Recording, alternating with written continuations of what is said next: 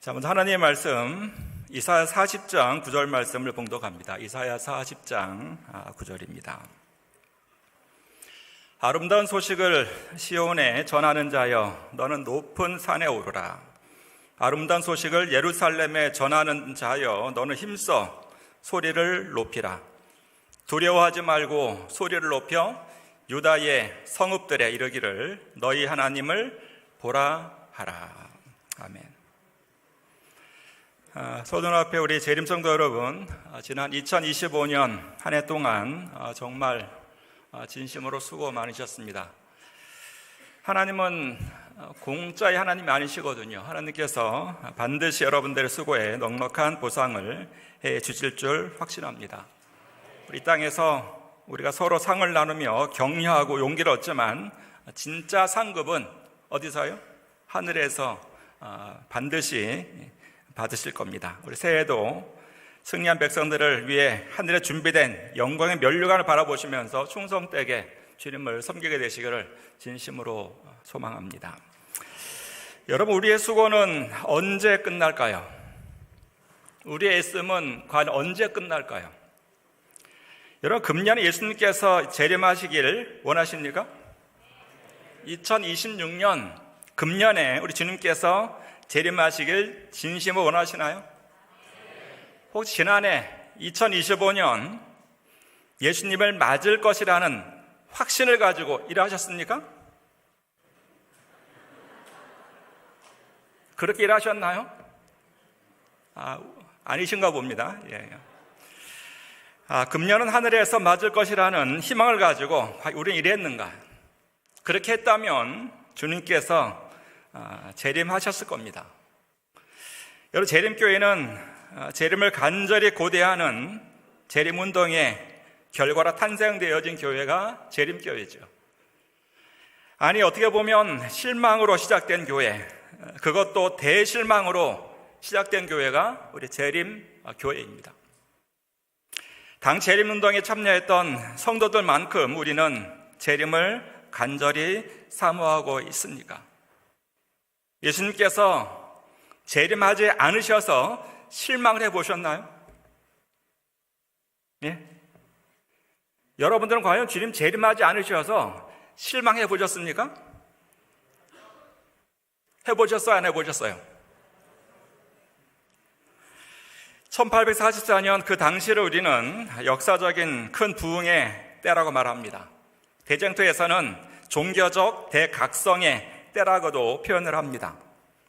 당시 예수님의 재림이 다가왔음을 믿고 헌신적으로 일하던 주의 백성들의 헌신은 10월 22일 대실망의 결과로 맞춰지게 됩니다. 그러나 많은 사람들이 실망을 하였고 결국 신앙을 저버린 사람들도 많았지만 하나님께서는 그러한 실망 중에도 포기하지 않고 말씀의 약속을 굳게 의지하며 재림을 사모하는 재림성대 본분을 다한 백성과 교회를 허락하셨는데 바로 그들이 바로 제7일 안식일 예수 재림교회요 재림성도인 것이지요. 이에 대한 증언의 말씀은 사도전 57쪽에 이렇게 말씀합니다. 우리는 당혹하고 실망했지만 우리의 신앙을 포기하지 않았다. 많은 사람들이 아직도 예수께서 당신의 오심을 오래 지체하지 않으시리라는 희망을 굳게 잡고 있었으며 주님의 말씀은 확실함으로 결코 실패하지 않을 것을 믿었다. 우리는 우리의 본분을 다했으며 우리가 가진 귀중한 믿음대로 살았다고 느꼈다. 비록 우리는 실망했지만 절망하지는 않았다. 시대의 징조들은 만물의 마지막이 임박했음을 알고 있으므로 우리는 주님께서 언제 오시든지 항상 준비된 상태로 깨어 굳게 서야 한다. 우리는 서로 격려하고 가르치고 위로하기 위해 모이기를 등한히 하지 말고 희망과 신뢰심을 가지고 기다리면서 이 어두운 세상에 우리의 빛을 밝게 비추어야 한다. 예수님께서 아직 재림하지 않으셔서 실망하는 믿음을 가지시기 바랍니다. 주님 오시지 않았기 때문에 실망하는 믿음을 가지시기 바라요.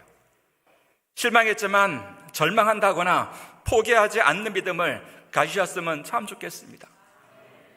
재림성도로서의 본분을 다하고 믿은 대로 살았다고 고백할 수 있는 성도들이 되면 참 좋겠어요. 서로 격려하고 가르치고 위로하기 위해 모이기를 등한히 하지 말고 희망과 신뢰심을 가지고 함께 재림을 준비하는 하늘 가족들이 되었으면 참 좋겠습니다. 이 땅에서의 수고가 종료될 날이 얼마 남지 않았음을 믿으시고 진심으로 분발하시기 바랍니다. 이사야 40장에는 이스라엘 백성들이 힘들고 어려웠던 훈련의 시간이 맞춰지고 이제는 수고에서 벗어난 그들을 위로하고 평안과 안식 그리고 회복을 선포하는 희망찬 메시지가 담겨있는 책이 이사야서입니다. 그러나 읽었던 본문에서는 분명한 목적과 책임도 포함되어 있어요. 이사야 전체는 하나님의 창조주 되심과 메시아 사상이 중심 주제일 뿐 아니라 이스라엘 백성에 대한 사랑 그리고 그들을 지키시며 심판과 구원을 베푸시는 하나님의 열심에 대해 이사야서는 기록을 하고 있다는 것이죠. 이사야의 뜻은 여호와는 구원이시다. 이사야서는 크게 두 부분으로 나눌 수 있어요. 1장 39장까지는 이스라엘의 범죄와 책망 및 심판에 관한 기별이고 40장부터 66장까지는 회복과 희망에 대한 약속의 기별이에요. 이 전반부는 백성들의 불의를 다루며 원수의 승리를 강조한 반면 후반부는 하나님의 의를 다루면서 우리 하나님께서 백성들이 열방의 빛으로 들어오는 데 성공하심을 강조하는 기별이 후반부의 기별입니다. 근데 실제적으로 1장 39장에서는 기원전 701년에 있었던 아수르로부터의 구원에 이르기까지의 사건을 다루고 있고 40장부터는 한 150년을 뛰어넘어서 기원전 539년에 있을 바벨론의 종말과 그 후에 있을 유대인의 귀환에 초점을 맞추고 설명을 하고 있지요. 이사야는 고난이 끝나고 하나님의 약속의 임박성에 대해서 아주 강하게 두 번 강조를 하는데 첫 번째가 이사야 14장 1절 4절이에요. 여호와께서 야곱을 긍휼히 여기시며 이스라엘을 다시 택하여 그들의 땅에 두시리니 나그네 된 자가 야곱 족속과 연합하여 그들에게 예속될 것이며 민족들이 그들을 데리고 그들의 본토에 돌아오리니 이스라엘 족속이 여호와의 땅에서 그들을 얻어 노비로 삼겠고 전에 자기를 사로잡던 자들을 사로잡고 자기를 압제하던 자들을 주관하게 하리라. 여호와께서 너를 슬픔과 곤고와 및 내가 수고하는 골역에서 놓으시고 안식을 주시는 날에 너는 바벨론 왕에 대하여 이 노래를 지어 이르기를 압제하던 자가 어찌 그리 그쳤으며 강포한 성이 어찌 그리 패하였는고. 두 번째 기별은 우리가 읽었던 이사야 40장 1절 2절 말씀이에요. 너희의 이르시되 너희는 위로하라. 내 백성을 위로하라. 너희는 예루살렘의 마음에 닿도록 말하며 그것에게 외치라. 그 노역의 때가 끝났고 그 죄악의 사함을 받았느니라. 그의 모든 죄로 말미암아 여호와의 손에서 벌을 배나 받았느니라 할지니라 하시니라. 수고하는 고역에서 놓여 안식을 주시는 날이 다가오고 있고 노역의 때가 끝나고 죄악이 사함받고 참 구원의 날이 가깝다는 것을 선포하고 있는 기별이죠. 자, 이 시대에 우리도 이러한 기쁨의 소식을 신속히 전해야 할 것입니다. 그러므로 우리는 너희가 어떤 위치에서 전해야 할지, 그리고 어떤 자세로 전해야 할지, 그리고 어떤 기별을 전해야 할지에 대해서 본문은 분명하게 설명을 합니다. 다시 한번 읽어보시면 아름다운 소식을 시온에 전하는 자 너는 높은 산에 오르라. 아름다운 소식을 예루살렘에 전하는 자 너는 힘써 소리를 높이고 높이라. 두려워하지 말고 소리를 높여 유다의 성읍들이 이르기를 너희 하나님을 보라 하라. 결국 세 가지입니다. 전하는 위치, 전하는 자세, 전하는 기별이에요. 전하는 위치는 어디죠? 높은 산에서라고 말씀하셨고 그 자세는 두려워 말고 힘써 소리를 높여서 전하는 기별은 너희 하나님을 보게 하라는 것이죠. 여러분, 아름다운 소식을 전하는 너는 높은 산에 오르라는 것입니다. 전해야 할 위치예요. 과연 여러분과 저는 우리는 아름다운 소식을 전하는 자들로서 우리는 높은 위치에 올라와 있는가? 수준 높은 신앙 위치에 우리는 과연 도달해 있는가?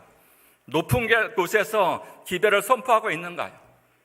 우리 전하는 계별이 잘 먹혀 들어가지 않는다면 높은 곳에 있지 않다는 것이겠죠. 교회종합 9권 23쪽 잘 보이시나요? 글씨 작아서 함께 읽어볼까요? 다 같이요. 우리가 시작.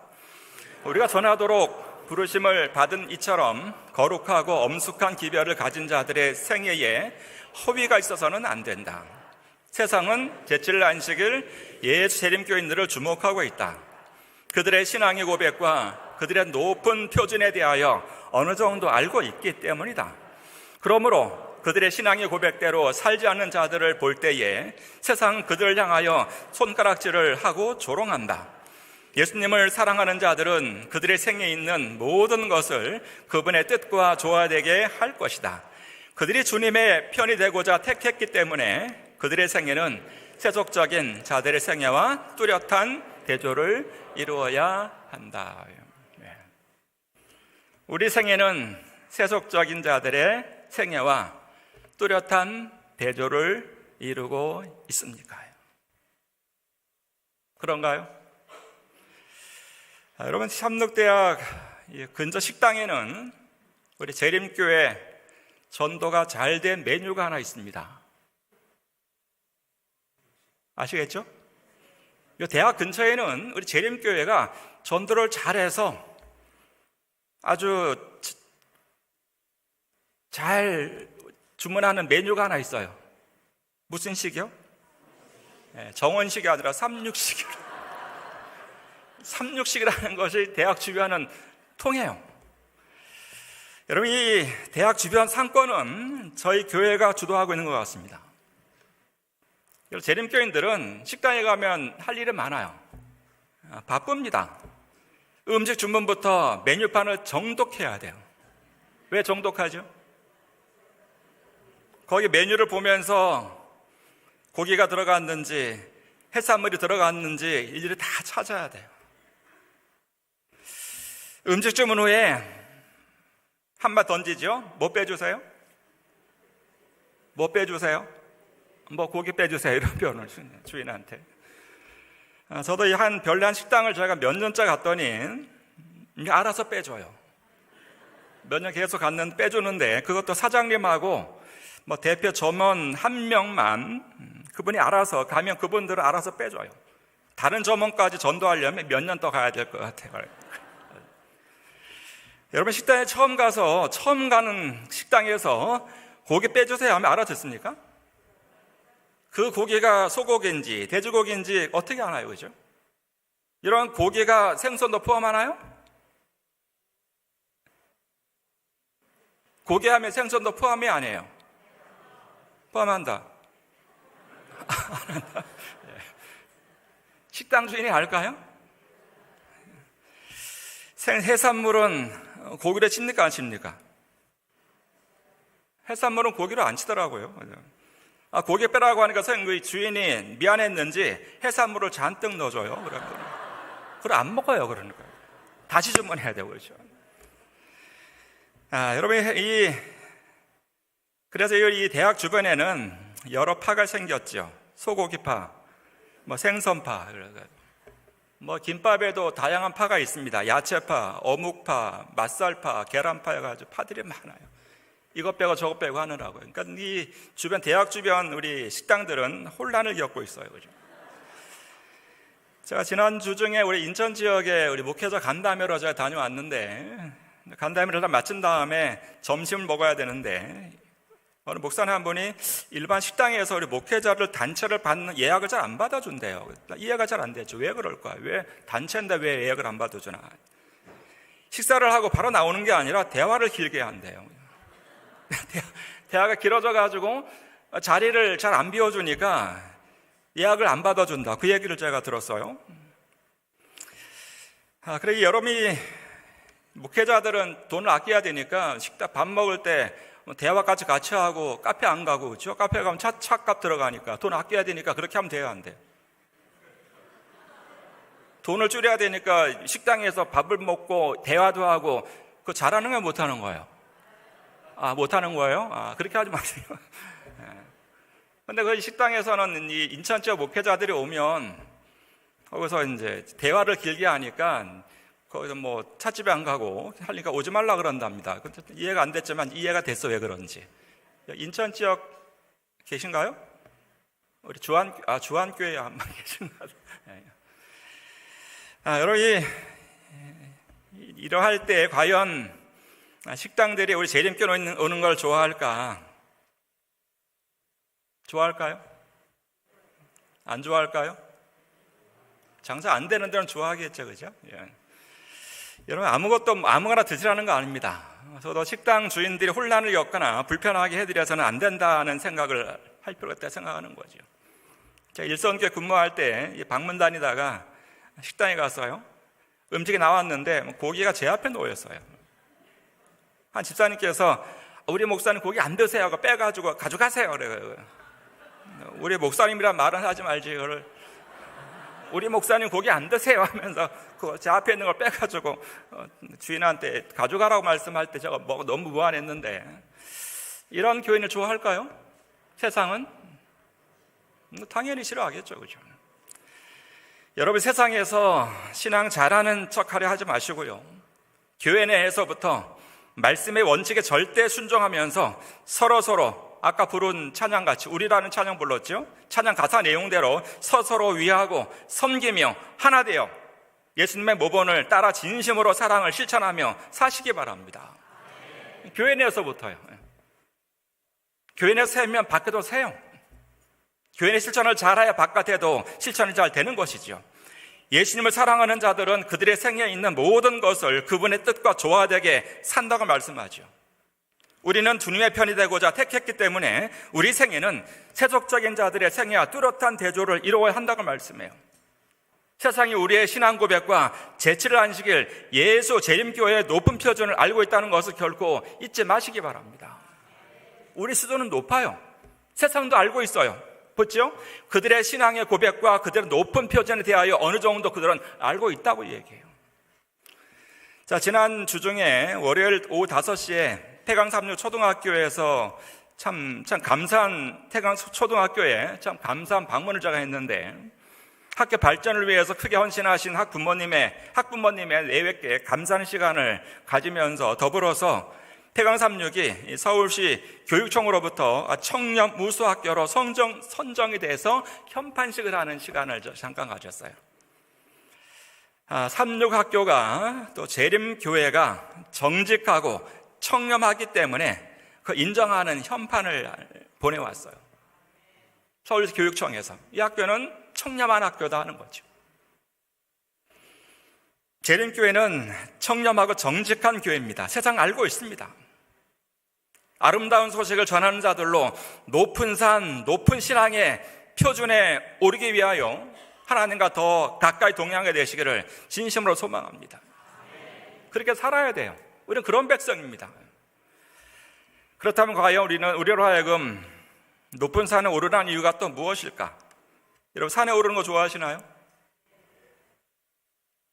산에 왜 올라가시죠? 산에 왜 오르십니까? 높은 산에. 건강 때문에요? 건강만일까요? 내려올 건데 뭐하러 올라가? 이런 분 많이 계시죠? 내려올 텐데 뭐하러 올라갑니까? 그런 남편들 계시죠? 끌고 올라가십시오, 그분들 거. 여러분이 산악인들의 명언을 제가 조금 찾아봤는데, 어몽길 산악인 아시죠? 자, 이분 수유동교회 목회할 때에 한 동네 살아가지고 가끔 얼굴을 이렇게 마주쳤던 분이셔요. 이런 얘기 했어요, 이분이. 산이 거기 있기 때문에, 이 사진은 제가 속초 가면 산악 박물관이 있어요. 거기 가면 산악인들에 대한 자료들이 많은데 제가 한번 찍어온 사진인데, 산이 거기 있기 때문에 산에 오르지만 막상 산에 오르면 그곳에는 산이 없다. 산이 허락할 때 정상에 잠시 머물 뿐이다. 산에 오르는 순간 하나 되는 일체감을 느끼면서 정상을 밟는 것은 인간의 의지가 아니라 산이 자신의 마음을 받아주는 것이었기 때문이라는 사실을 알면서 어몽길 대장이 이런 명언을 남겼어요. 또 국외에 있는 산악인 가운데 에드먼드 힐러리라는 사람은 자신과의 싸움을 위해 산을 오르는 것은 괜찮지만 남을 이기기 위해 산에 도전하지 말아라. 좋은 얘기죠. 라인홀트 맥스너라고 하는 산악인은 산은 정복의 대상이 아닌 자연과의 교감을 통해 나와 혼연일체가 되는 행위이다. 멋진 말입니다. 우리 한국의 김창호라고 하는 산악인, 히말라야 14좌 무산소 완등한 우리 김창호 산악인은 산에 가지 않는 산악인은 뭐가 없어요? 의미가 없다. 산악인이 아닙니다. 자, 들고 싶은 인물이에요. 조지 멜러리라는 인물인데, 이 사람이 산이 거기 있기 때문이라는 명언을 남긴 조지 멜러리. 이 필라델피아에서 한 강연 중에 기자가 한 질문에 대해서 이 멜러리의 대답입니다. 산에 왜 오릅니까, 당신은? 산에 왜 올라, 이 사람은? 산이 거기 있기 때문이라. 이유에 대해서 산이 거기 있기 때문에 내가 오릅니다. 명언을 남깁니다. 이 멜러리는 1927년 영국의 산악클럽인 알파인 클럽이라는 회원이었는데, 멜러리는 이 벌락이라는 사람과 필러라는 사람과 함께 에베레스트 정정을 위한 정찰대로 1921년에 제일 처음 등반하고 7010m까지가 올라가요. 근데 그가 2차 등반해서 1922년 2차 원정에서는 이 멜러리는 이 노턴 소머메릴과 함께 8225m를 최초로 산소 없이 등정에 성공을 합니다. 그런데 이때 사고가 벌어져요. 눈사태가 벌어져서 셰르파 7명이 사망하는 사고가 발생합니다. 셰르파는 그 짐꾼들입니다. 7명이 죽어요. 큰 사고가 벌어졌지만 그걸 무사히 내려오게 되지요. 그가 이 1923년 3차 원정을 위해서 준비하면서 유럽을 넘어서 미국에 머물며 순회 강연을 이어가던 중에 한 강연회에서 기자에게 받은 질문이 이 질문이에요. 당신은 왜 목숨 걸고 에베레스트를 또 가려 하십니까? 왜 죽으러 갑니까? 왜 또 갑니까? 이 질문에 대해서 멜러리는 짧게 바로 산이 거기 있기 때문이라고 말해요. 그리고 그날 그의 일기장에는 그 대답을 이렇게 정리했어요. 우리가 에베레스트에 가는 이유는 한마디로 거절할 수 없어서입니다. 좀 더 다르게 표현하면 우리는 등산가이기 때문에 갑니다. 이런 일기를 그가 남겼어요. 1924년 어빈이라는 이 동료와 함께 3차 원정을 떠나는 사진이에요. 출발할 때 사진인데, 원정을 떠났고 이 조지 멜러리는 돌아오지 못했고 결국 히말라야에서 영원히 잠들게 돼요. 그의 대답이 당시에는 크게 알려지지 않았지만 멜러리가 사망한 후에 그 한마디는, 그곳에 산이 있기 때문이라는 한마디는 등반관들에게 크게 영향을 주는 명언이 됩니다. 그 후 1999년 5월 그의 시신이 산 위쪽으로 향해 엎드린 모습으로 실종 75년 만에 발견이 돼요. 제가 그 사진이 있는데 올리진 않았습니다. 산을 향해 엎드러진 사진, 그 시신이 75년 뒤에 발견이 돼요. 여러분, 우리가 신앙의 높은 산에 올라야 하는 이유와 목적이 무엇일까요? 멜러리가 에베레스트 산에 오른 이유가 등산가이기 때문이라고 표현했듯이 우리가 높은 산에 올라야 하는 이유는 그곳에 우리의 모범 되시는 예수님이 계시기 때문이에요. 그리고 예수님은 우리는 그리스도인이기 때문입니다. 예수가 계시고 예수님을 따르는 자들이요 그리스도인이기 때문에 우리는 높은 곳에 올라야 되죠. 그곳에서 그분과 혼연일체가 되기 위해서예요. 그리스도께 가까이 가지 않는 그리스도인은 의미가 없기 때문입니다. 에베소 4장 13절에서 우리가 다 하나님의 아들을 믿는 것과 아는 일 하나가 되어 온전한 사람을 이루어 그리스도의 장성한 분량이 충만한 데까지 이르리니, 하나님의 아들을 믿는 것과 아는 일의 하나가 되기 위해서예요. 온전한 사람을 이루어 그리스도의 장성한 분량에 충만을 이루기 위해서 우리는 올라가는 것입니다. 예수님께서도 높은 산에 오르셨습니다. 마태복음 17장에 따로 높은 산에 올라가셨더니 그들 앞에서 변형되사, 우리도 산 기슭이 아니라 예수님께서 변형되셨던 높은 산 변화의 장소까지 올라가시기 바랍니다. 요한 9장에서는 이 말씀을 하신 후 8일쯤 되어 예수께서 베드로와 요한과 야고보를 데리고 기도하시러 산에 올라가서 기도하실 때에 용모가 변화되고 그 옷이 휘어져 광채가 나더라. 예수님께서 제자들과 함께 높은 산에 오른 이유를 누가는 기도하시러라고 되어 있어요. 이렇게 기록합니다. 예수님께서 이 변화의 경험을 하시게 된 것은 기도하실 때라고 되어 있어요. 우리는 아름다운 소식을 전하는 자로서 외치기 전에 높은 곳에서 취할 가장 중요한 태도가 있다면 기도로서 하나님께 묻고 하나님의 음성을 듣는 것입니다. 이사야 45장 11절 장래를 내게 물으며 라고 이야기했고요. 개역 한글 성경은 장래를 내게 물으라, 내게 부탁하라, 하나님께 물으라는 것이에요. 여러분, 우리는 지금 누구한테 많이 묻죠? 모르면 누구한테 묻나요? 근데 네이버 구글이 아니고 네이버 구글도 이제 AI로 답변을 주더라고요. 우리는 챗GPT나 제미나이, 클로드라고 하는 거기 자꾸 묻지요, 그죠? 거기다 질문합니다. 저도 사용해 보니까 너무 편해요. 몇 초도 안 돼서 답을 줘요. 내 논리로 따라갈 수 없는 정도의 논리가 답으로 나와요. 제 설교 준비하면서 제가 서종원 앞에 2026년 신년 헌신의 설교 작성해줘 그랬어요. 자, 제미나이한테 오늘 설교를 작성해줘 했더니 금방 이사야 43장 19절 내가 새 일을 행하리니 라는 본문을 가지고 설교 한 편을 쭉 만들어줬어요. 그거 안 하잖아요, 제가. 내용 가운데 거부할 수 없는 화려한 유혹의 문장들이 많더라고요. 기억되는 문장이 2026년은 숫자로 채우려 하지 말고 하나님의 인재를 채우는데 전념하도록 해라. 얼마나 멋져요, 그죠? 제미나이에서 그 질문했더니 그런 답이 설교에서 그런 본문이 원고가 나오는 거예요. 우리 오 목사는 유혹돼야 안 돼. 설교 작성이 10초면 돼요. 10초 걸려 나온 대답이에요. 제가 그걸 해서 문장 쳤더니 바로 10초 쪼쪼 하더니 금방 원고가 쫙 나오고요. 그것과 10초면 설교 준비가 끝나는 거예요. 여러분, 이 질문을 아주 잘해야 하는 시대에 살고 있습니다. 제가 이 책을 잠깐 봤는데 AI 시대의 질문력, 프롬프트 엔지니어링은 AI 시대의 새로운 무법이다. 단어와 문장의 배열을 넘어 의도와 맥락을 명확히 전달하는 예술이다. 그 다음에 질문의 힘을 믿고 그 힘으로 당신의 한계를 뛰어넘자. 당신만의 시각으로 세상을 재창조하자. 멋진 말 같지만 저는 보면서 과연 질문의 힘, 질문력이라 했기 때문에 의미가 있어요. 질문의 힘이 있어요.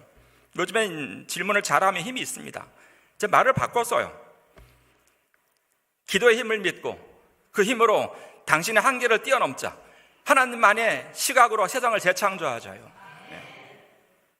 여러분이 질문의 힘도 있고 자신만의 힘이 필요하지만 우리에게 필요한 것은 기도의 힘이고 하나님만의 세계를 창조하는 것 우리의 목적이에요. 이어서 이런 이야기도 있어요. 변화에 적응하지 못하면 정체에 머물게 되며 정체는 곧 서서히 진행되는 실패다. 앞으로 나아가지 않으면 결국 뒤처질 수밖에 없다. 이 말 들으니까 걱정 막 되는 거죠. 전 이거 AI도 잘 못하고 컴퓨터 잘 못하고 하는 따라갈 수 있을까? 목회자들이 자꾸 이거 보면 맥 빠지잖아요, 그렇죠? 저도 일성교회 나가면 어떡하지? 여러분, AI를 도구로 사용하는 지배력과 지혜가 우리에게 필요합니다. 하나님께서 하실 거예요. 모든 의문을 AI를 통해 해결하는 시대, 변화에 적응하지 못하면 정체 내지 실패할 수밖에 없다고 하는 그런 불안한 시대에 높은 곳에 올라 아름다운 소식을 전해야 할 백성들에게 이스라엘을 지으신 여호와께서 말씀하십니다. 장래를 누구께 물어라? 내게 물어라요. 내게 부탁하라. 여러분, 기도를 결코 게을리하지 마시기 바랍니다. 하나님께 물으셔야 돼요. 10초면 설교가 나오는 것, 1시간을 기도로 해서 설교 만들어야 되는데 10초면 설교 나와요. 목회자만이 아닐 거예요. 모든 게 그걸 잘 사용할 수 있는 지혜가 필요하고 우리가 도구가 아니라 우리가 도구로 사용할 수 있는 능력이 우리에게 필요하기 때문에 그 능력은 어디서 올까요? 세상을 지배한 능력은 사람에게 있지 않아요. 하나님께 있어요, 여러분. 이 사실을 가지고 하나님께 질문을 잘하고 기도를 많이 함을 통하여 답을 얻는 주님의 종들 되시기를 진심으로 바랍니다. 하나님께 기도로 묻게 되면 주의 음성을 듣게 됩니다. 높은 산에 올라야 하나님의 음성을 더 가까이에서 들을 수가 있는 것이지요. 들으라, 들으라, 들으라요. 믿음은 들음에서 납니다. 그렇죠? 2026년에는 높은 산에 올라서 하나님께 자주 묻고 하나님의 음성을 즐겨 들으심으로 믿음이 자라고 영원히 살아나는 경험을 하게 되시기를 간절히 바랍니다. 높은 곳에서 하나님께 간구하고 하나님의 음성을 들으며 하나님과 밀접한 가운데 생활하다 보면 산 아래나 산 기슭에서 있는 일들은 크게 문제가 되질 않아요. 세 제자들과 함께 높은 산에 오르셨을 때 아래는 무슨 있었나요? 제자들이 간질 환자가 데려왔는데 목 받치고 어흥당 어수선하게 혼란 가운데 싸우고 있는 걸 보시고 지금 내려오셔서 믿음이 없고 패약한 백성들아 말씀하시면서 귀신을 쫓아내셨잖아요. 그죠? 이제 높은 산에 올라 기도로 묻고 주의 음성을 들은 후에 두려움 없이 우리는 소리 외쳐야 되는데 그 기별은 너희 하나님을 보라는 기별이에요. 기도로서 준비가 된 사람은 외쳐야 되는데 그 기별이 하나님을 보라는 기별입니다. 제가 시간이 다 됐기 때문에 제가 빨리 넘기겠습니다. 그 하나님을 봄으로써 주님을 보았다. 하나님의 품성의 아름다움을 보았다. 하나님을 바라봄으로 이사야의 경험을 선지자 왕은 이렇게 이야기합니다. 우리에게 필요한 것은 주를 바라봄으로 변함을 입는 것이죠. 그런 후에 이사 선지자같이 변화에 대해서 증거하는 것입니다. 결코 변화가 쉽지 않아요. 사탄 하나님을 바라보지 못하게 하는 수많은 유혹거리들을 만들어 놓아요. 여러분들은 성경 보는 시간과 스마트폰 보는 시간 어느 시간이 더 많습니까? 성경 보는 시간과 스마트폰 보는 시간하고 어느 시간이 많지요? 솔직하게 성경이 많으시죠? 그러시기 바랍니다. 우리는 영화나 아니면 드라마 이 보는 시간하고 가족과 예배 드리는 시간, 그죠? 기도하고 괴출석하는 시간 어느 시간에 많은가, 여러분? 이런 시대에 이사 이렇게 호소합니다. 넌 여호와를 만날 만한 때에 찾으라. 가까이 계실 때 그를 부르라. 악인은 그 얘기를 불의한 자는 그 생각을 버리고 여호와께 돌아오라.